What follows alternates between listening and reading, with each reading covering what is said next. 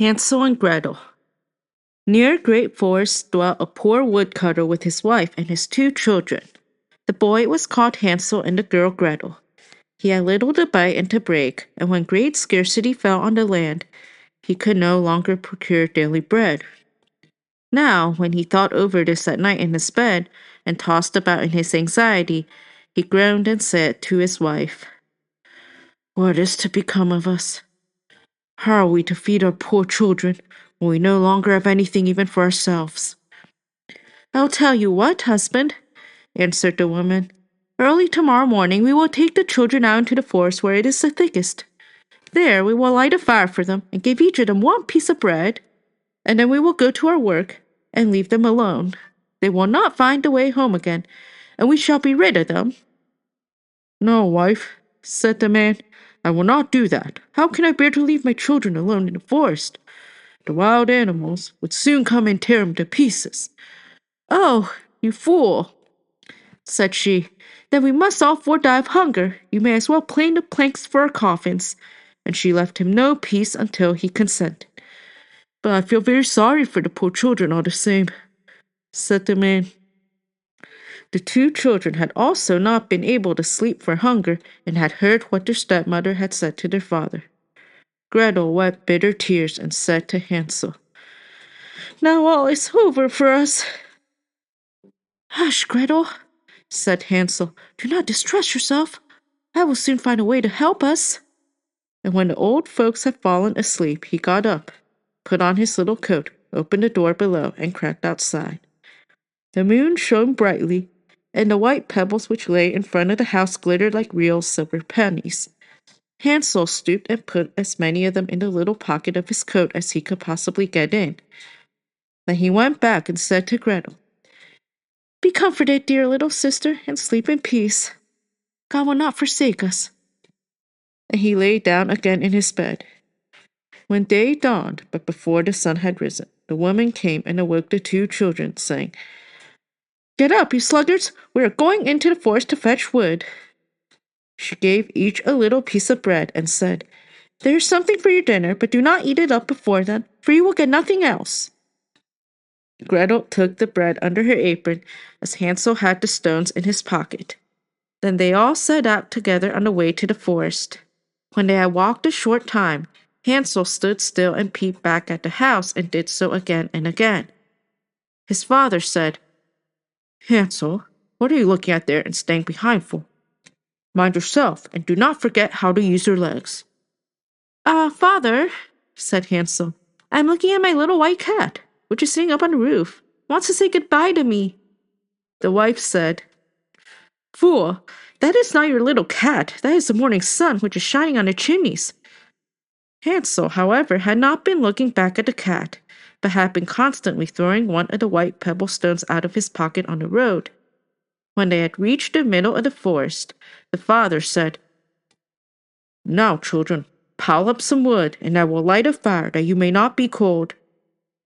Hansel and Gretel gathered brushwood together as high as a little hill. The brushwood was lighted, and when the flames were burning very high, the woman said, "Now, children, lay yourselves down by the fire and rest. We will go into the forest and cut some wood.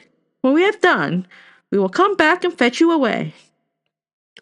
Hansel and Gretel sat by the fire, and when noon came, each ate a little piece of bread. And as they heard the strokes of the wood axe, they believed that their father was near. It was not, however, the axe. It was a branch which he had fastened to a withered tree which the wind was blowing backwards and forwards. And as they had been sitting such a long time, their eyes shut with fatigue, and they fell fast asleep. When at last they awoke, it was already dark night. Gretel began to cry and said, "How are we to get out of the forest now?" But Hansel comforted her and said, "Just wait a little until the moon has risen, and then we will soon find a way." And when the full moon had risen, Hansel took his little sister by the hand and followed the pebbles which shone like newly coined silver pieces and showed them the way. They walked the whole night long, and by break of day came once more to their father's house.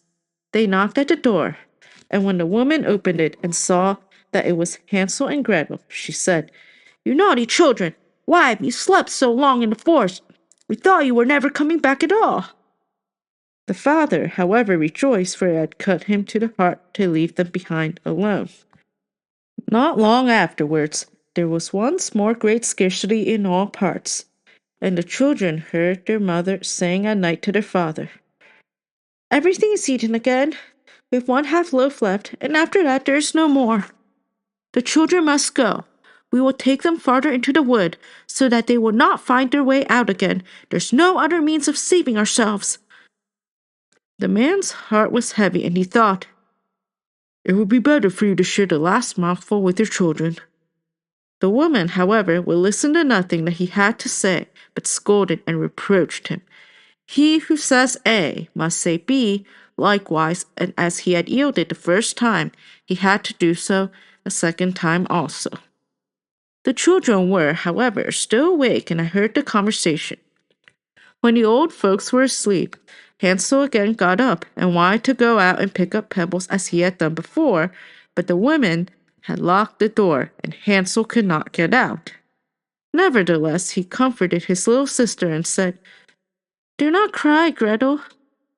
Go to sleep quietly. The good God will help us." Early in the morning came the woman and took the children out of their beds.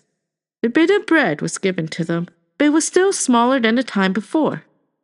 On the way into the forest, Hansel crumbled his in his pocket and often stood still and threw a morsel on the ground. "Hansel, why did you stop and look round?" said the father. "Go on." "I'm looking back at my little pigeon, which is sitting on the roof and wants to say goodbye to me," answered Hansel. "Simpleton," said the woman, "that is not your little pigeon. That is the morning sun that is shining on the chimney." Hansel, however, little by little, threw all the crumbs on the path. The woman led the children still deeper into the forest, where they had never in their lives been before. Then a great fire was again made, and the mother said, "Just sit there, you children, and when you're tired, you may sleep a little. We're going into the forest to cut wood, and in the evening, when we are done, we will come and fetch you away."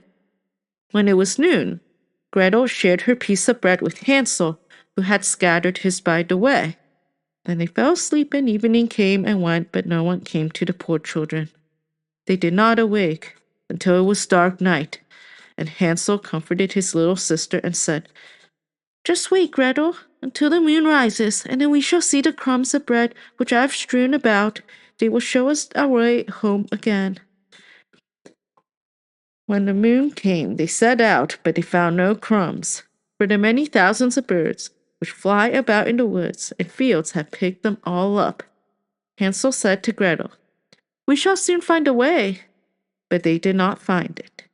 They walked the whole night and all the next day too, from morning till evening, but they did not get out of the forest, and were very hungry, for they had nothing to eat but 2 or 3 berries, which grew on the ground. And as they were so weary that their legs would carry them no longer, they lay down beneath a tree and fell asleep. It was now 3 mornings since they had left their father's house.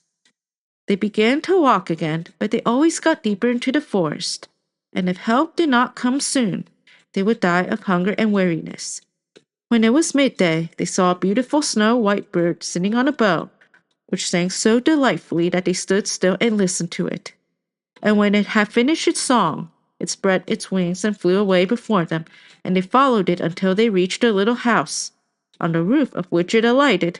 And when they came quite up to the little house, they saw that it was built of bread and covered with cakes, but that the windows were of clear sugar. "We will set to work on that," said Hansel, "and have a good meal. I will eat a bit of the roof, and you, Gretel, can eat some of the window. It will taste sweet." Hansel reached up above and broke off a little of the roof to try how it tasted, and Gretel leaned against the window and nibbled at the panes. Then a soft voice cried from the room, "Nibble, nibble, gaw, who is nibbling at my little house?" The children answered, "The wind, the wind, the heaven-born wind," and went on eating without disturbing themselves. Hansel, who thought the roof tasted very nice, tore down a great piece of it, and Gretel pushed out the whole of one round window pane, sat down, and enjoyed herself with it. Suddenly the door opened, and a very, very old woman who supported herself on crutches came creeping out. Hansel and Gretel were so terribly frightened that they let fall what they had in their hands. The old woman, however, nodded her head and said, "Oh, you dear children, who has brought you here? Do come in and stay with me. No harm shall happen to you." She took them both by the hand and led them into her little house. Then good food was set before them, milk and pancakes with sugar, apples, and nuts. Afterwards, two pretty little beds were covered with clean white linen, and Hansel and Gretel lay down in them and thought they were in heaven. The old woman had only pretended to be so kind. She was in reality a wicked witch who lay in wait for children, and had only built a little house of bread in order to entice them there. When a child fell into her power, she killed it, cooked and ate it, and that was a feast day with her. Witches have red eyes and cannot see far, but they have a keen scent like the beasts, and are aware when human beings draw near. When Hansel and Gretel came into her neighborhood, she laughed maliciously and said mockingly, "Ha ha ha! I have them! They shall not escape me again!" Early in the morning, before the children were awake, she was already up, and when she saw both of them sleeping and looking so pretty, with their plump red cheeks, she muttered to herself, "That will be a dainty mouthful." Then she seized Hansel with her shriveled hand, carried him into a little stable, and shut him in with a grated door. He might scream as he liked, that was of no use. Then she went to Gretel, shook her till she awoke, and cried, "Get up, lazy thing! Fetch some water and cook something good for your brother. He is in the stable outside and is to be made fat. When he is fat, I will eat him." Gretel began to weep bitterly, but it was all in vain. She was forced to do what the wicked witch ordered her. And now the best food was cooked for poor Hansel, but Gretel got nothing but crab shells. Every morning the woman crept to the little stable and cried, "Hansel, stretch out your finger that I may feel if you will soon be fat." Hansel, however, stretched out a little bone to her, and the old woman, who had dim eyes, could not see it, and thought it was Hansel's finger, and was astonished that there was no way of fattening him. When 4 weeks had gone by, and Hansel still stayed thin, she was seized with impatience and would not wait any longer. "Now, Gretel," she cried to the girl, "be active and bring some water. Let Hansel be fat or lean tomorrow. I will kill him and cook him." Ah, how the poor little sister did lament when she had to fetch the water, and how her tears did flow down over her cheeks. "Dear God, do help us," she cried. "The wild beasts in the forest have devoured us. At least we should have died together." "Just keep your noise to yourself," said the old woman. "Ah, that won't help you at all." Early in the morning, Gretel had to go out and hang up the cauldron with the water and light the fire. "We will bake first," said the old woman. "I have already heated the oven and kneaded the dough." She pushed poor Gretel out to the oven, from which flames of fire were already darting. "Creep in," said the witch, "and see if it is properly heated, so that we can shut the bread in." And once Gretel was inside, she intended to shut the oven and let her bake in it, and then she would eat her too. But Gretel saw what she had in her mind and said, "I do not know how I am to do it. How do you get in?" "Silly goose," said the old woman. "The door's big enough. Just look, I can get in myself." And she crept up and thrust her head into the oven. Then Gretel gave her a push that drove her far into it, and shut the iron door and fastened the bolt. "Oh!" Then she began to howl quite horribly. But Gretel ran away, and the godless witch was miserably burnt to death. Gretel, however, ran like lightning to Hansel, opened his little stable, and cried, "Hansel, we are saved! The old witch is dead!" Then Hansel sprang out like a bird from its cage when the door is opened for it. How they did rejoice and embrace each other, and dance about and kiss each other. And as they had no longer any need to fear her, they went into the witch's house, and in every corner there stood chests full of pearls and jewels. "These are far better than pebbles," said Hansel, and thrust into his pockets whatever could be got in, and Gretel said, "I, too, will take something home with me," and filled her pinafore full. "But now we will go away," said Hansel, "that we may get out of the witch's forest." When they had walked for 2 hours, they came to a great body of water. "We cannot get over," said Hansel. "I see no footplank and no bridge." "And no boat crosses either," answered Gretel. "But White Duck is swimming there. If I ask her, she will help us over." Then she cried, little duck, do you see? Hansel and Gretel are waiting for you. There's never a plank or bridge in sight. Take us across on your backs so white." The duck came to them, and Hansel seated himself on its back and told his sister to sit by him. "No," replied Gretel, "that would be too heavy for the little duck. She shall take us across one after the other." The good little duck did so, and when they were safely across and had walked for a short time, the forest seemed to be more and more familiar to them, and at length they saw from afar their father's house. Then they began to run, rushed into the parlor, and threw themselves into their father's arms. The man had not known one happy hour since he had left the children in the forest. The woman, however, was dead. Gretel emptied her pinafore until pearls and precious stones ran about the room, and Hansel threw one handful after another out of his pocket to add to them. Then all anxiety was at an end, and they lived together in perfect happiness. My tale is done. See the mouse run. Whoever catches it may make himself a big fur cap out of it.